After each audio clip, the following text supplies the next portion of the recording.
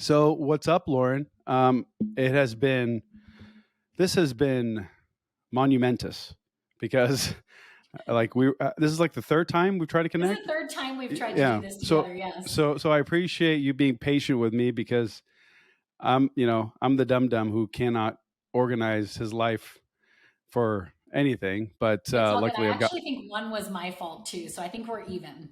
Okay, cool. Yeah. Very cool. It's great to have you. I don't do a lot of research on people that I have interviews with, but I do get some sort of an idea, just because I have some context. But I don't want to just because here's the way that I look at it. I'm like, if I were to meet you like in real life, right, and I just go like stalk you on the internet, and then oh, by the way, I know everything about you. That's creepy as hell. Yeah. So I just, who's Lauren? What does she do? Oh, that's cool. She's into this stuff. All right. We got some context to go over. One thing that I really like, I I love a rags to riches story, but what I love more than that is a story where you make it, you destroy your life completely after making it, and then you make it all over again. And then those lessons and the trials and the tribulations and the things that you learn along the second time, I think those are the things that really stick. I think a lot of people tend to over they overestimate like the capacity of the human spirit, and sometimes you've got people that underestimate the capacity of the human spirit. But for a lot of times you think that somebody just found success, that it was an overnight success, but it took them 10 years. A lot of times people don't realize that when we see these individuals who have found or achieved their level, their version of what they call success, it's kind of like this, right? It's like, yeah, they Absolutely. got a little bit, and then they lost something, then they did, and then not to mention like all of the variables come into play: relationships, family, friendships, outside of the financial realm of things. So, you being who you are, I'm sure you've had a plethora of conversations with people in helping to really guide them in life. And it, it's almost like I don't even want to say the term life coach because I feel like it's got a negative connotation. I Same. feel like coaches in general are therapists on steroids that have actually exhibited life and have been able to find the practical strategies and not just theories Yeah. to to actually help people. And so, who are the type of people that you generally work with? Is it all walks of life? Is it entrepreneurs? Is it just moms? Is it kids? Like, who do you communicate with on a day to day basis for the most part, like your general practice? I didn't set out to necessarily attract this client, but I'm very happy that I did. It sort of happened organically. But I tend to work with the professional person. So the real estate agent, the accountant, the attorney who feels super unfulfilled and feels bad about that. From a personal standpoint or a professional? Both. Because Really? oftentimes someone will come to me for business coaching, like they think they want to grow their business or they think they want to do something. Yeah. But the juiciness that we get into from there is like we cannot compartmentalize ourselves to just one part of our lives. Yeah. Yeah. So I tend to work with people professionally and personally to grow in whatever way that they want to grow. But I will say that I laugh when you say, life coach can have a bad connotation because I felt the exact same way. I didn't even know what a life coach was really when I started this business, but I had a negative association with it. My impression of a life coach was someone who's like super hippy dippy, like let's go like burn incense and dance under the moon or something like that.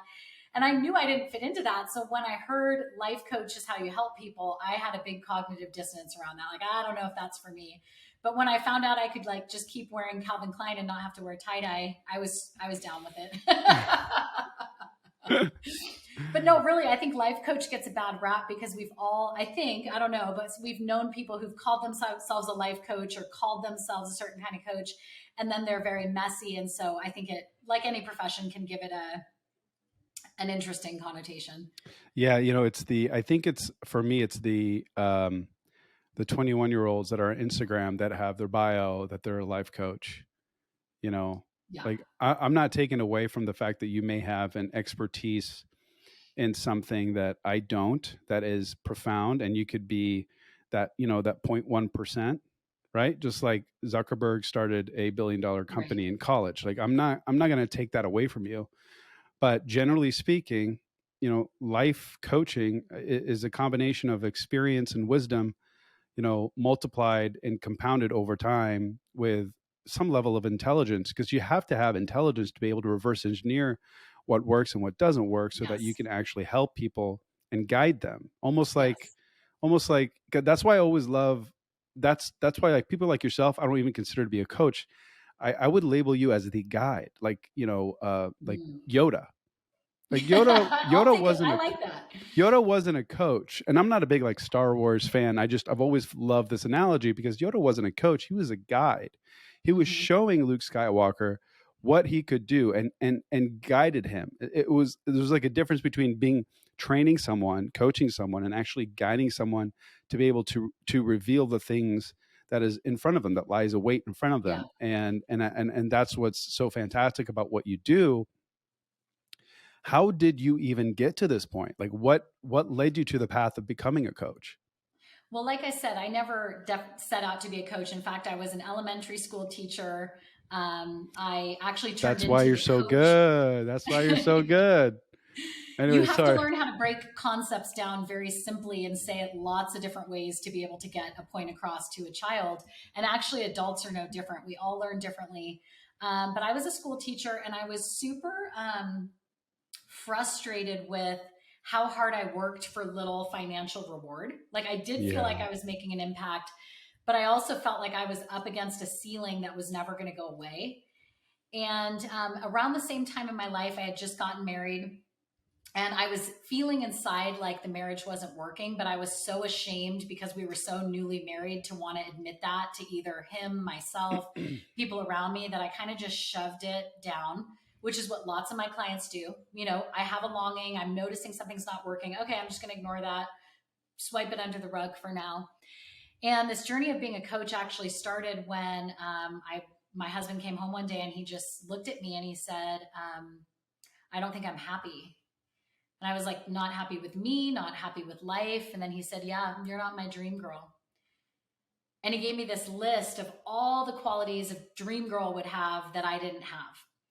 And that night that he left, I was like sitting up distraught. I mean, I'm just casually talking about it now as if it were nothing, but I was like completely distraught, like How knowing long my ago whole was life this? was going to change.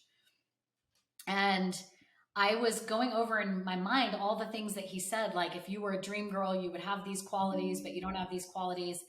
And the big rude awakening for me was as I sat there racking my brain, thinking about, do I have any good qualities? Like I couldn't find any good qualities in myself, at least not that I was consciously willing to acknowledge. Excuse me. And so what happened there is I realized like, oh, I'm in a lot bigger trouble than I thought. Cause not only is my husband leaving me, I don't like my job, but like I don't even feel good about myself. And it's not like this all happened in one moment. I think sometimes when we tell our rags to riches stories, we make it sound like this all just happened in one big awareness. It was for sure a process. But I realized like, I don't know what I'm doing. And I'm going to need Right. help to figure out what I'm doing because I can't even, my self esteem is so low, I can't even find one good quality in myself. And the whole journey really began by me going on this discovery search. Like, there has to be someone who knows how to fix this. Like, I cannot be the only person this has ever happened to. And yet I felt super alone. And so my mission became like, if I can just help one, if I can just somehow figure this out and then turn around and help one person with whatever they're struggling with, that seems to be what I want to do moving forward.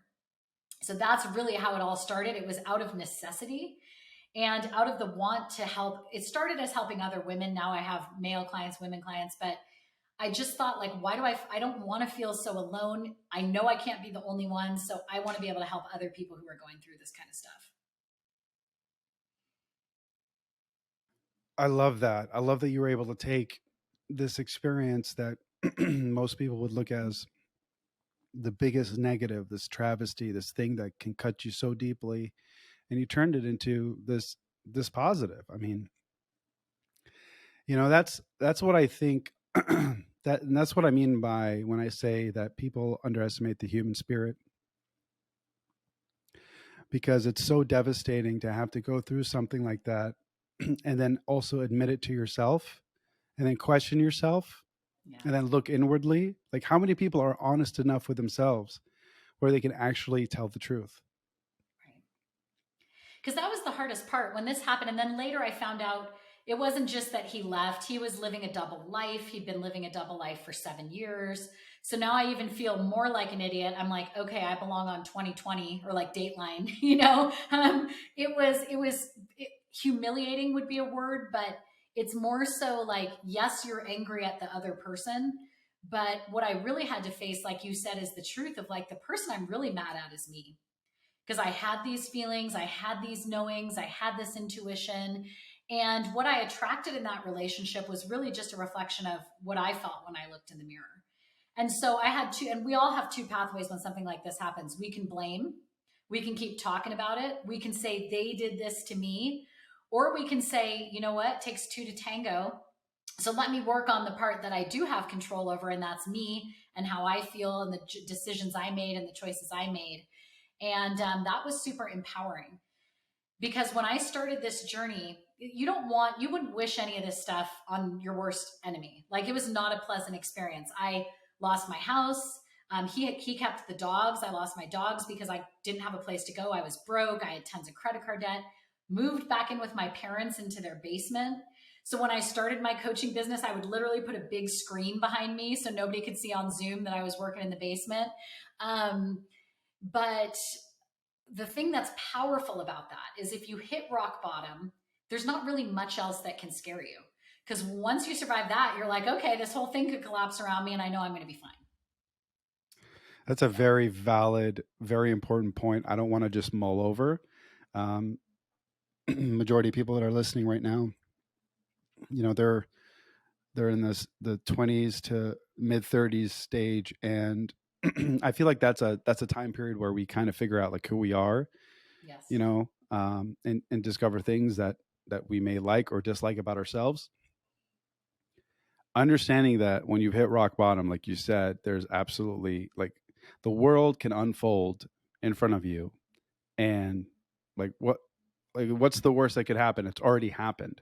Right. So it's almost like you gain this weird sense of confidence that it's like, I don't want to compare it to this because I haven't had a near death experience, but it's almost like a scenario similar to that where you feel like there's nothing else that could weigh you down. Like, Mm-hmm.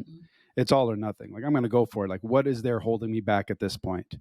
Yep. And once you really can, like, if you can develop a self-awareness to be able to identify that scenario and actually leverage it and understand it honestly, I think that's where the magic really happens, like with yourself and with many others. When you communicate with people, I guess what would be like the percentage that you are coaching them with, like on a relationships like situation, like whether it be with their spouse or loved ones or whatnot.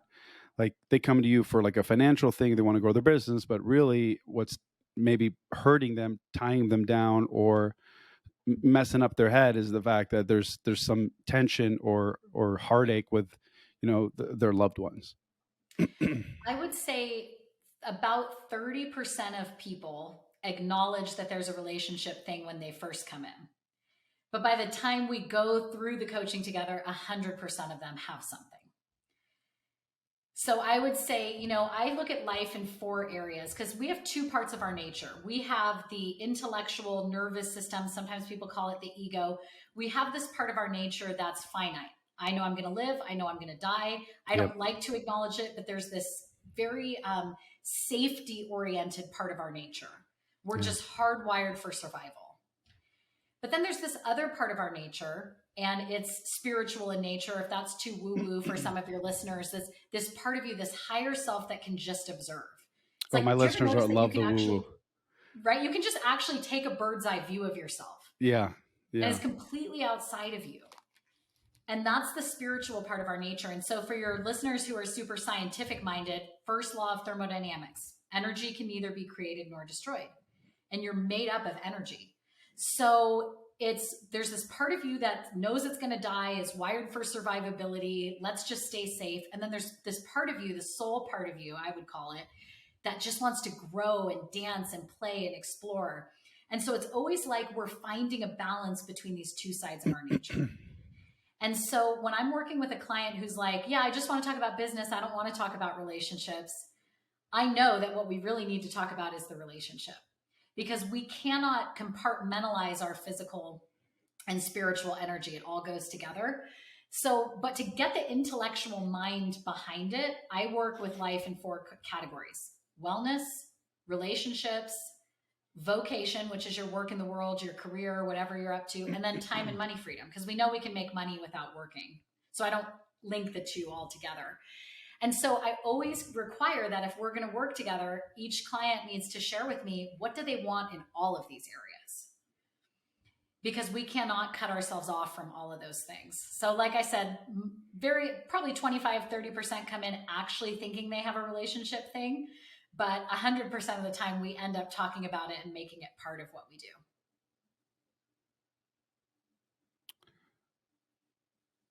What is the number one problem that you see when coaching people one-on-one? Yep, I would say the number one, that's a great question. The number one I would say is people that, most of us make our circumstances our God. Yeah. So we look at the economy, we look at what other people are doing, we look at the gas prices, we look at what someone said to us when we were 5, and we think that has some sort of meaning on what we can create. And nothing could be further from the truth. So one of the first things I do with clients is condition-driven thinking versus vision-driven thinking. There's not one condition that can stop you from creating something you want to create unless you let it.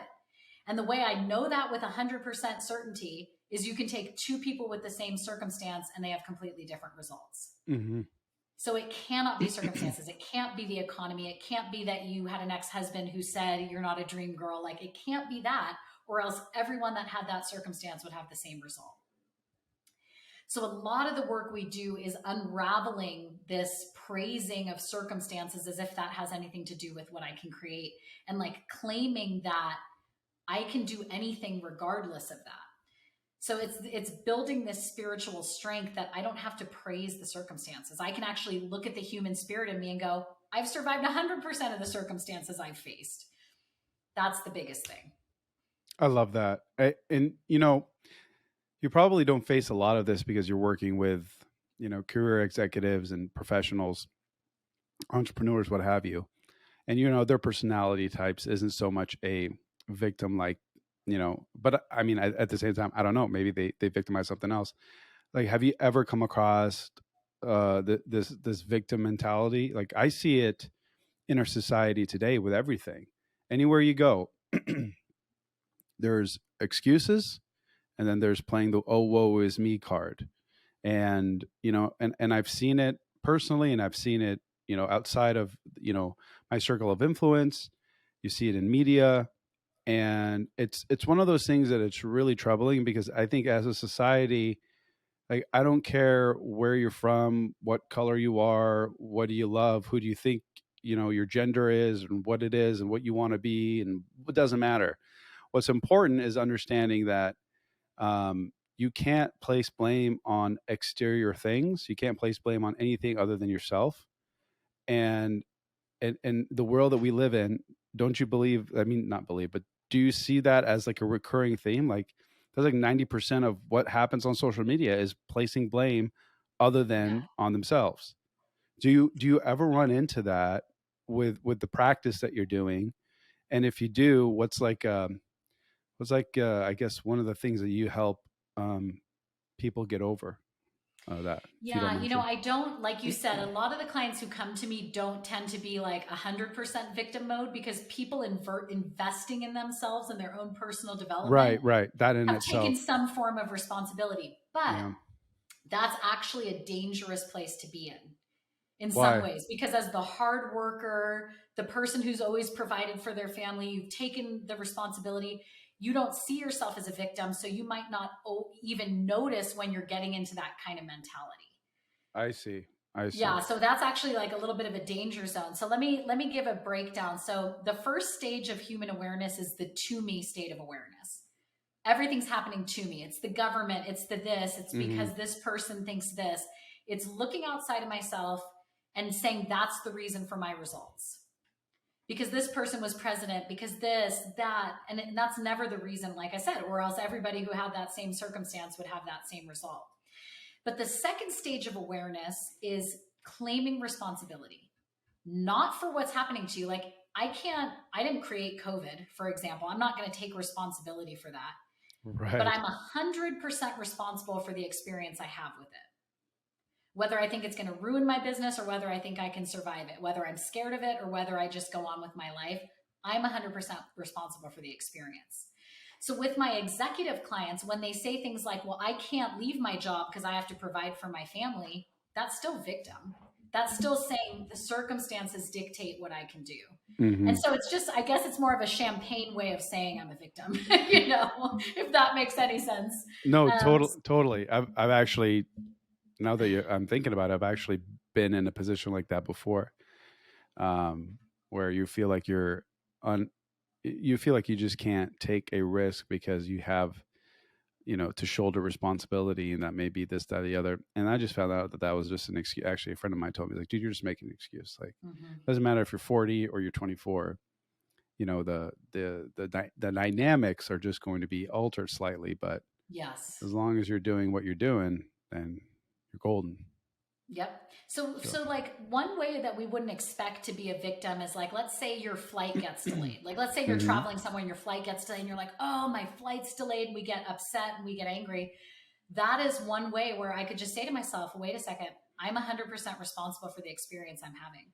I'm not responsible for the delay, but like I am responsible for who I'm going to be in this moment and what I'm going to make it mean to me." And so there's these little places where even when we're no longer like blaming the ex-husband or blaming the politicians or whatever, there's places in us where we can evolve ourselves to even have more dominion over what we're going to let be a thing or not, if that makes sense. totally, totally. It's, and correct me if I'm wrong, but the way that I'm perceiving what you're saying is like allowing what we have dominion over. It almost is like what, like the amount of, so okay, for instance, like the information that you take in, whatever you are watching or listening to or consuming on a day-to-day basis, doesn't that also alter your dominion? 100%.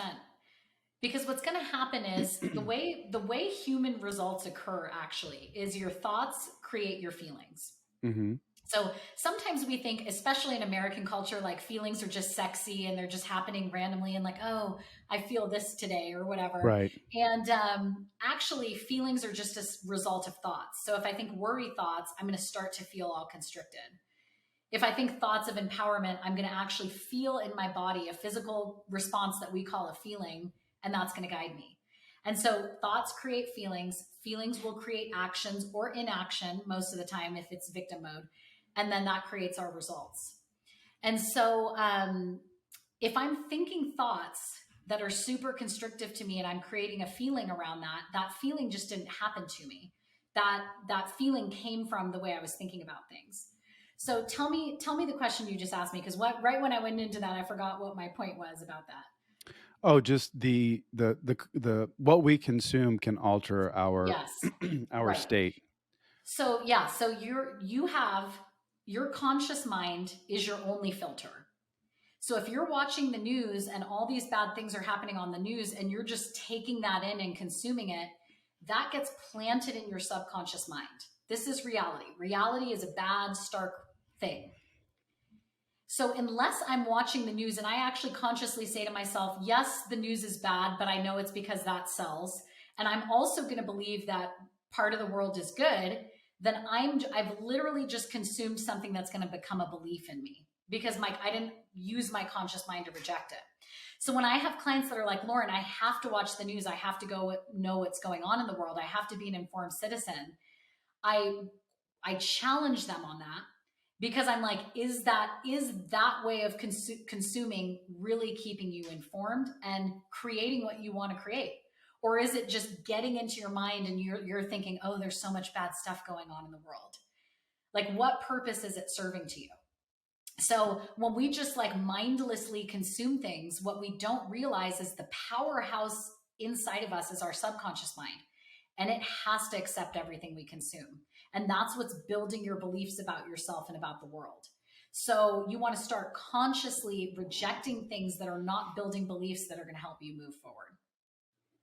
I love that. And I just want to clarify here, like we could take it a step further, like with entertainment or, like what do you call it? Reality TV, junk TV, cartoons, doesn't matter. Like I think that everything within moderation, but like I know that when I spend time watching like movies on a Saturday or Sunday versus during the week where I'm listening to podcasts or courses or anything that is teaching me something, filling my mind, expanding my horizon, giving me to think outside of myself and what I deem to be the norm.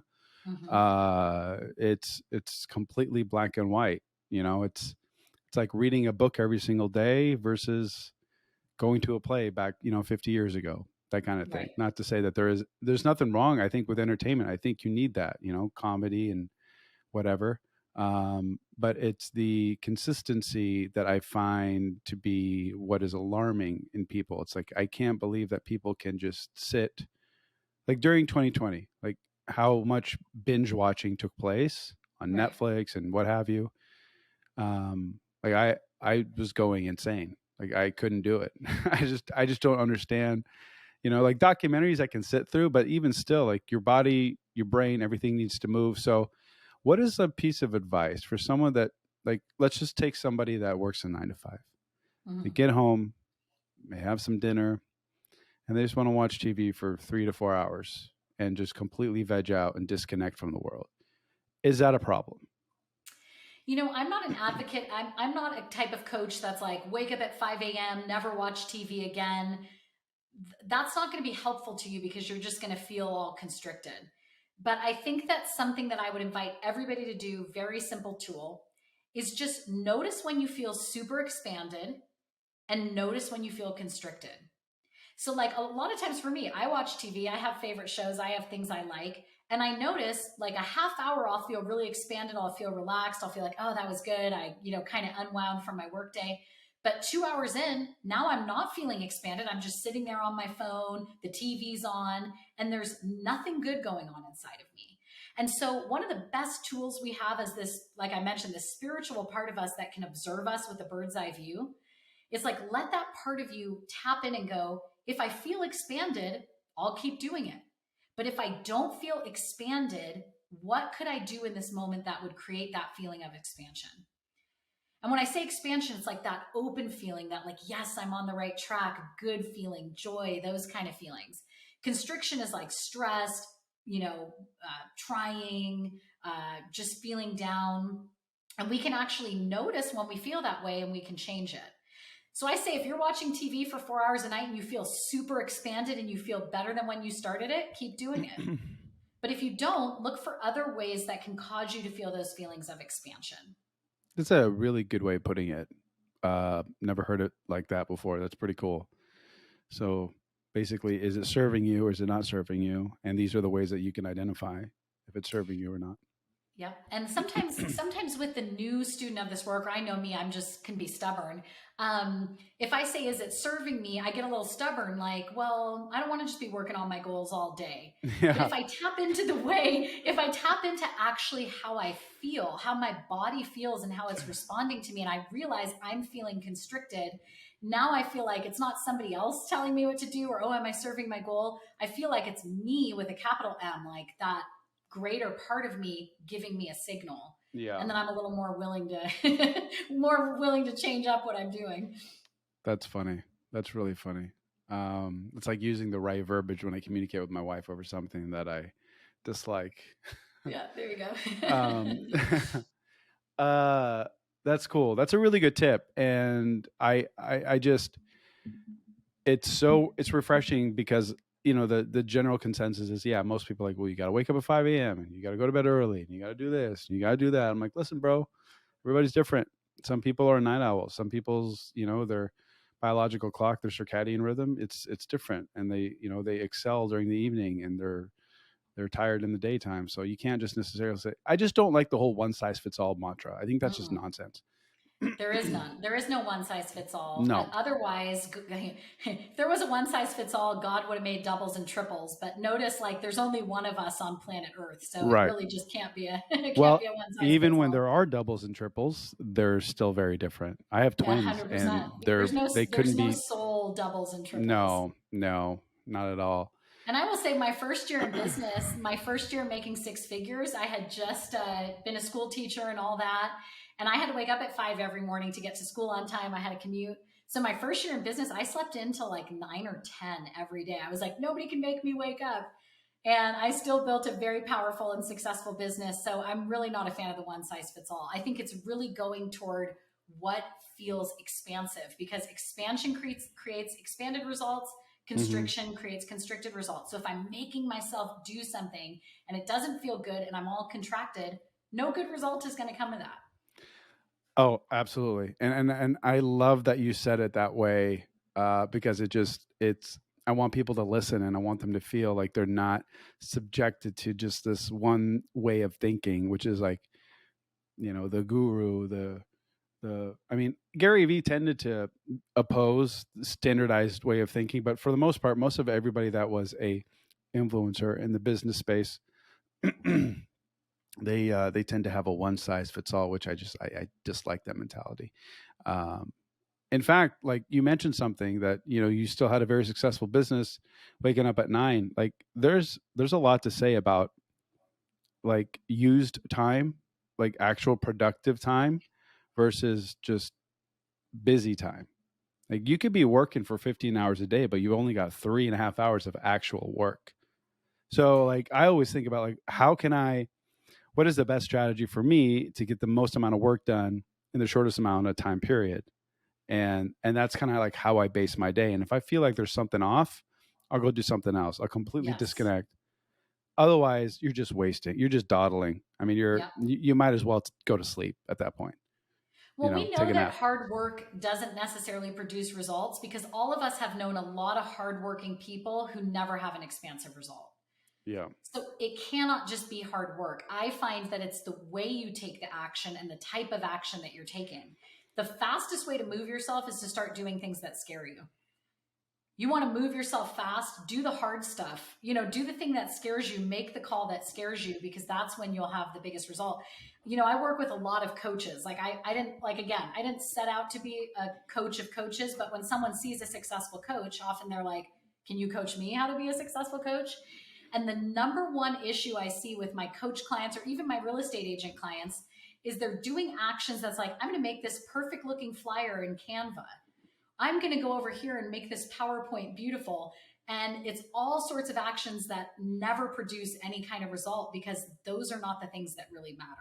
They're not actions that are producing anything other than, like you said, busy work, Yeah. easy things, hide behind my computer and make a pretty image in Canva. Spending too much time on a website or a business Yeah, card or a logo, and I'm like, when I used to have clients and that was like an important thing, I was like, really? Like, why is that important? Why is it important that I have a website? Like, I've got 150 clients. Isn't that more important right. than a fancy website? Like, what's the big deal? So it's like there's a lot of people with that way of thinking, and it's mind boggling, and it drives Yeah. me insane.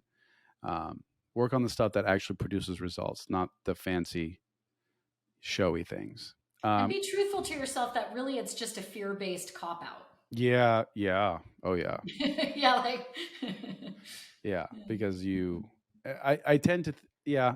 God, I'm thinking about that. That is so fucking true. Pardon the French. I think that that is exactly what it is, and we use it to distract ourselves from the actual thing that is supposed to be that we're supposed to be using our time for, which that's is right. production. Yeah. You want to know something mind blowing? Like, when I Yes. discovered Always. this, I want to hear it it so bad. blew my mind. Okay, so I'm talking about the subconscious mind. Love And it. if that sounds like super, what does that even mean? No, no, You, no. We you we talk about that stuff all the time. Psychology, woo, we're all about it. Okay, good. So you've got this subconscious mind. It stores everything, all your Yep. beliefs, everything your parents. But the way that your subconscious mind actually operates is it's on an airplane, a Yep. thermostat in a room. It's measuring for variance and then it's clicking you back into place. So if you're ever wondering, why can't I break out of this habit? It's Yep. your sub. So if you've been telling yourself for a long time, yeah, I'm not really good with money, 4 ways that that subconscious mind is keeping you at your set point. One of the main ways is delay. So it's not going to show up results. It's going to delay you. When the website gets done, then I'll start calling clients.